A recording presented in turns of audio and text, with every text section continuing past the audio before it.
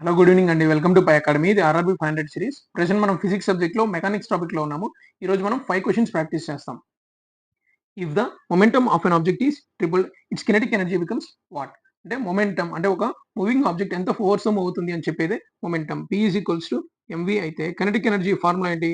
Half M V square. Momentum triple అయితే kinetic energy ఎంత అవుతుంది? ఫస్ట్ మనం కైనెటిక్ ఎనర్జీకి మొమెంటమ్‌కి రిలేషన్ తీసుకొనొద్దాం.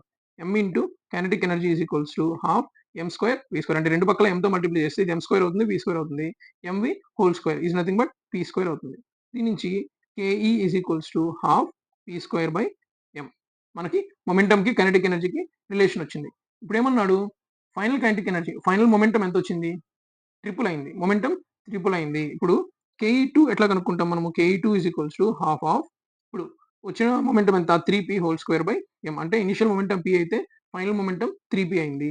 దీన్ని హాఫ్ 3 స్క్వేర్ అంటే 9 p square by m. 9 into 1/2 p square by m. This is nothing but initial kinetic energy. అంటే final kinetic energy అనేది 9 times of original kinetic energy ఉంది. ఆన్సర్ ఏంటి? Option C. The kinetic energy of an object is 120 G. ఒక వస్తువు యొక్క గతిశక్తి 120 joules. దాని యొక్క ద్రవ్యరాశి 15 కేజెస్. మాస్ ఎంత? 15 కేజెస్. దాని యొక్క మాస్ ఇచ్చాడు, కైనెటిక్ ఎనర్జీ ఇచ్చాడు, వెలాసిటీ కనుక్కోమన్నాడు. ఇది డైరెక్ట్ గా మనం కైనెటిక్ ఎనర్జీ ఫార్ములా వేసుకొని కనుక్కోవచ్చు. ఇక్కడ మనం ఆప్షన్స్ అబ్జర్వ్ చేసినట్లయితే A B C D 4 options ఇచ్చారు. వెలాసిటీ కనుక్కోమన్నాడు. వెలాసిటీ యూనిట్ ఏంది? Metre per second. Metre per second దేంట్లో ఉంది? బి. డైరెక్ట్ గా మనం మీటర్ పర్ సెకండ్ ఆన్సర్ ఉన్న ఆప్షన్ పెట్టేసేయచ్చు. ఫార్ములా ప్రకారం కనుక్కుంటే half MV square equal to KE అయితే 15/2 v square is equals to 120. 15 ones are 15 8s are v is equals to root 16 equal to ఎంత? 4 వచ్చేసింది. మనకి ఈ ప్రాబ్లంలో యూనిట్ తెలిసి ఉండాలి. యూనిట్ తెలిస్తేనే మనం ఆన్సర్ పెట్టగలుగుతాం. ఎందుకంటే అన్ని ఆప్షన్స్ 4 ఇచ్చాడు. If the velocity of an object becomes twice that of its initial velocity, then its kinetic energy becomes n times of its initial kinetic energy. Then what would be the value of n? అంటే ఒక వస్తువు for example ఈ diagram లో చూస్తే ఒక baseball player v వెలాసిటీతో వచ్చిన ball ని hit చేశాడు. అప్పుడు దాని వెలాసిటీ అనేది డబుల్ అయింది. ఇప్పుడు దీని కినెటిక్ ఎనర్జీ అనేది n టైమ్స్ అవుతుంది అన్నాడు. ఇలాంటప్పుడు n వాల్యూ ఎంతో కనుక్కోమన్నాడు. మనకి కైనెటిక్ ఎనర్జీకి ఫార్ములా ఏంటి అంటే హాఫ్ ఎం వి స్క్వేర్. ఇక్కడ కైనెటిక్ ఎనర్జీ ఎన్ని టైమ్స్ అయింది? n టైమ్స్ అయింది. హాఫ్ ఎం వెలాసిటీ ఎన్ని టైమ్స్ అయింది? 2 టైమ్స్ అయింది. 2v whole square. 2 స్క్వేర్ అంటే 4 into half MV square. 4 into half MV square అంటే ఎంత? Nothing but initial kinetic energy. ఇప్పుడు ఎన్కేఈ ఈజ్ ఈక్వల్స్ టు 4కేఈ. కేఈ క్యాన్సిల్ పోతే ఎన్ వాల్యూ ఎంత? 4. ఆన్సర్ ఏంటి? Option B. Mechanical energy minus kinetic energy equal to what? Mechanical energy అంటే the total energy an object has due to both its motion and its position. అంటే వస్తువుకి దాని motion వల్ల and దాని position వల్ల ఉండే టోటల్ ఎనర్జీ. అంటే motion దాని మూవ్మెంట్ వల్ల ఉండే ఎనర్జీ మనం ఏమంటాం? కైనెటిక్ ఎనర్జీ అంటాం. దాని పొజిషన్ వల్ల అది ఎక్కడ ఏ లొకేషన్ లో ఉంది, ఎంత హైట్ లో ఉంది, ఎంత డిస్టెన్స్ మూవ్ అయింది అని దానికి ఉండే ఎనర్జీని ఏమంటాం? Potential energy. అంటే డిస్టెన్స్ బేస్ చేసుకుని ఉండేది పొటెన్షియల్ ఎనర్జీ. దాని మోషన్ దాని వెలాసిటీని బేస్ చేసుకుని ఉండేది కైనెటిక్ ఎనర్జీ. దీని యొక్క సమ్ ఏమంటారు?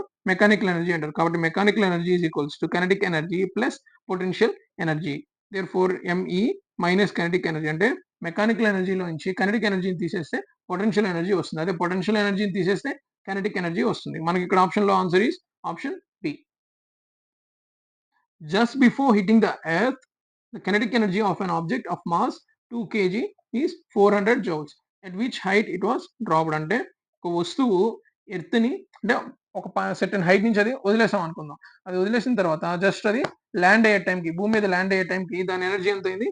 400 జౌల్స్. ఇది ఏం ఎనర్జీ అయి ఉంటుంది? ఖచ్చితంగా సర్టెన్ హైట్ నుంచి వచ్చింది కాబట్టి ఇది కైనెటిక్ ఎనర్జీ అయి ఉంటుంది. కానీ వాడు ఏమన్నాడు?